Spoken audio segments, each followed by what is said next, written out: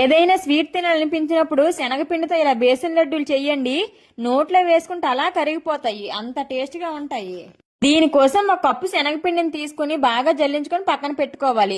తరువాత ఒక కప్పు శనగపిండికి అరకప్పు పంచదారని మిక్సీ జార్లను వేసుకుని దీంట్లో 2 ఏలక్కాయలను వేసుకుని మెత్తగా గ్రైండ్ చేసుకోవాలి.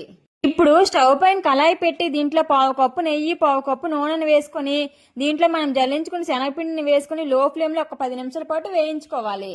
శనగపిండి బాగా వేగిపోయి దీంట్లో నుండి ఆయిల్ రిలీజ్ అవుతుంది. ఇప్పుడు దీనిలో మనం గ్రైండ్ చేసుకుని పంచదార పొడిని వేసుకుని ఉండలు లేకుండా బాగా మిక్స్ చేస్తూ కలుపుకోవాలి.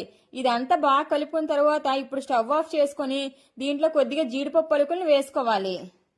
ఇది కొద్దిగా చల్లారిన తర్వాత చేత్తో కొద్దిగా తీసుకొని రౌండ్ గా బాల్స్ లా చేసుకోవాలి. దీనిపైన గార్నిష్ కోసం బాదం పప్పు గాని పిస్తా పప్పు గాని వేసుకుంటే ఎంతో టేస్ట్ గా బేసన్ లడ్డు అయితే రెడీ అయిపోయినట్లే.